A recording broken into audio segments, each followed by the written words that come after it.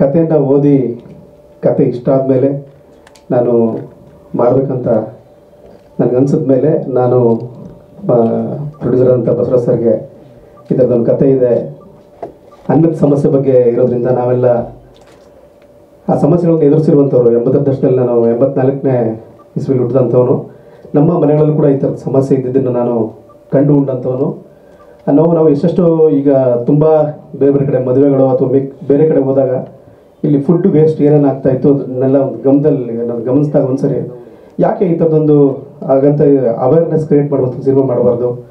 ಅಂದರೆ ಅವೇರ್ನೆಸ್ ಅಂದರೆ ನಾವು ಅವ್ರಿಗೆ ಪೂರ್ತಿ ಹಿಂಗೆ ನೀವು ಅನ್ನ ವೇಸ್ಟ್ ಮಾಡಬೇಡಿ ಅಂತ ನೇರವಾಗಿ ಹೇಳೋದು ಹೇಗೆ ಹೇಳಬಾರ್ದು ಅನ್ನೋ ದೃಷ್ಟಿಯಿಂದ ಅವರಿಗೆ ಒಂದು ಎಂಟರ್ಟೈನ್ ಮುಖಾಂತರ ಅವ್ರ ಮನ ಪರಿವರ್ತನೆ ಆಗೋ ಮುಖೇನ ಒಂದು ಸಿನಿಮಾವನ್ನು ಯಾಕೆ ಮಾಡಬಾರ್ದು ಅಂತ ಡಿಸೈಡ್ ಮಾಡಿ ಈ ಒಂದು ಕಥೆಯನ್ನು ನಾವು ಓದಿದಾಗ ಈ ದೇಶೀಯ ಈ ಮಣ್ಣಿನ ಸೊಗಡ ಇದ್ದಂಥ ಒಂದು ಕತೆ ಅನ್ನ ಕತೆ ನಮ್ಮ ಸಾಂಸ್ಕೃತಿಕತೆಯನ್ನು, ಇಲ್ಲಿಯ ಸಂಸ್ಕೃತಿಯನ್ನು ಮತ್ತು ಇಲ್ಲಿನ ಬದುಕನ್ನು, ಇಲ್ಲಿಯ ನೋವನ್ನು, ಇಲ್ಲಿಯ ನಲಿವನ್ನು, ಇಲ್ಲಿಯ ಹಾಸ್ಯ ಪ್ರಜ್ಞೆಯನ್ನು ಎಲ್ಲ ಮಿಳಿತವಾಗಿದ್ದಂತಹ ಒಂದು ಪಕ್ಕ ಚಾಮರಾಜನಗರ ಭಾಷೆಯ ಸೊಗಡನ್ನು ಹೊಂದಿರುವಂಥ ಒಂದು ಚಿತ್ರ ಈ ಅನ್ನ ಕಥೆನೇ ಅದ್ಭುತವಾಗಿದ್ದರಿಂದ ಈ ಒಂದು ಚಿತ್ರ ಮಾಡಲಿಕ್ಕೆ ನಾವು ಹೊಸ ತಂಡ ಸೇರಿ ಏನೋ ಧೈರ್ಯ ಮಾಡಿ ಒಂದು ಸಿನಿಮಾ ಮಾಡಿ ನಿಮ್ಮ ಮಡಿಲಿಗೆ ನಾವು ಇಡ್ತಾ ಇದ್ದೀವಿ. ಈ ಒಂದು ಸಿನಿಮಾವನ್ನು ಈಗ ನಿರ್ದೇಶಕರಾದಂತಹ ಅನೂರ್ ಚೆನ್ನಪ್ಪ ಸರ್ಗೆ, ನಾನು ಕಥೆ ಬರುವಂಥ ಅನೂರ್ ಚೆನ್ನಪ್ಪ ಸರ್ಗೆ ನಾನು ಮೈಕನ್ನು ಕೊಡ್ತೇನೆ. ನಾನು ಈ ಸಿನಿಮಾಕ್ಕೆ ಎಕ್ಸಿಕ್ಯೂಟಿವ್ ಪ್ರೊಡ್ಯೂಸರ್ ಆಗಿ ಕೆಲಸ ಮಾಡಿದ್ದೇನೆ ಮತ್ತು ಸಂಗೀತ ನಿರ್ದೇಶನವನ್ನು ಮಾಡಿದ್ದೇನೆ. ಮುಂಚೆ ನಾನು ಮರಳಿ ಬಾರದೂರಿಗೆ ನಿನ್ನ ಪಯಣ ಎನ್ನುವಂಥ ಒಂದು ಗೀತೆಯನ್ನು ನಾನು ಕಂಪೋಸ್ ಮಾಡಿಕೊಟ್ಟಿದ್ದೆ. ನಾಡಿನಾದ್ಯಂತ ಅದು ಸಾಕಷ್ಟು ಪರಿಣಾಮ ಬೀರಿದೆ. ಇದು ನನ್ನ ಮೊದಲ ಸಿನಿಮಾ. ಈ ಸಿನಿಮಾಕ್ಕೆ ಸಂಪೂರ್ಣವಾಗಿ ಸಂಗೀತ ನಿರ್ದೇಶನವನ್ನು ನಾನು ಮಾಡಿದ್ದೇನೆ.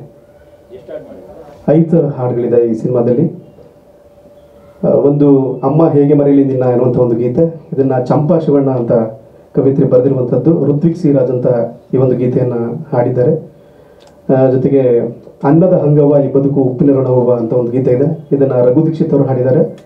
ಡಾಕ್ಟರ್ ಎನ್ ಕೆ ಲೋಲಾಕ್ಷಿ ಅವರು, ಅದೇ ಮರಳಿ ಬಾರದೂರಿಗೆ ನಿನ್ನ ಪಯಣ ಗೀತೆಯನ್ನು ಬರೆದಂಥ ಡಾಕ್ಟರ್ ಎನ್ ಕೆ ಲೋಲಾಕ್ಷಿ ಅವರು ಈ ಒಂದು ಗೀತೆಯನ್ನು ಬರೆದಿದ್ದಾರೆ. ಜೊತೆಗೆ ಒಂದು ಜಾನಪದ ಗೀತೆಯನ್ನು ನೀವು ನೋಡಿದ್ರಿ, ಅದು ಅಣ್ಣ ಮಾದಯ್ಯ ಗಿಡುಗಣ್ಣ ಮಾದಯ್ಯ ಅಂತ ನಮ್ಮ ದೇಶೀಯ ಫೋಕ್, ಅದು ಮೂಲ ಜಾನಪದ ದಾಟಿಯ ಗೀತೆ. ಆ ಒಂದು ಗೀತೆಯನ್ನು ಸಿನಿಮಾದಲ್ಲಿ ನಾವು ಬಳಸ್ಕೊಂಡಿದ್ದೇವೆ. ಯಾವುದು ಸರ್? ಅದು ಜನಪದ ಸರ್. ಹೌದು ಸರ್. ಮ್ಯೂಸಿಕ್ ಮಾತ್ರ ಅದು ಬೇರೆ ಮಾಡಿದ್ದೀವಿ ಅಷ್ಟೇ. ರಾಗ ಮತ್ತು ಜನಪದ ಗೀತೆ ಅದು ಮೂಲ ಜನಪದ ದಾಟಿಯಲ್ಲಿರುವಂಥ ಗೀತೆ. ಬಿಟ್ಟರೆ ತಟ್ಟೆಗನ್ನ ಬಿಡಿಸಿದವನೇ ಅಂತಲೇ ಒಂದು ಗೀತೆಯನ್ನು ನೋಡಿದೆ. ರೈತರಿಗೆ ನಾವೊಂದು ಶರಣ ತಿಳಿಸುವಂಥ ಒಂದು ಗೀತೆ. ಇಷ್ಟೆಲ್ಲ ಮಾಡಿದ್ಮೇಲೆ ನಮಗೆ ಮೂಲ ಅನ್ನ ಹೇಗೆ ಬರುತ್ತೆ, ನಮಗೆ ಅವ್ರ ಪರಿಶ್ರಮ ಎಷ್ಟಿದೆ, ಅವ್ರಿಗೂ ನಾವು ಕೃತಜ್ಞತೆಯನ್ನು ಸಲ್ಲಿಸೋಣ, ಶರಣು ಅಂತ ಅವ್ರಿಗೆ ಹೇಳೋಣ ಅನ್ನೋ ಕಾರಣಕ್ಕೆ ಅದೊಂದು ಗೀತೆನ ನಾವು ಮಾಡಿದ್ದೀವಿ. ಅದನ್ನು ಡೈರೆಕ್ಟರ್ ಅಂತ ಇಸ್ಲಾವುದ್ದೀನ್ ಹೆಸರವರು ತುಂಬ ಅದ್ಭುತವಾಗಿ ಬರೆದಿದ್ದಾರೆ.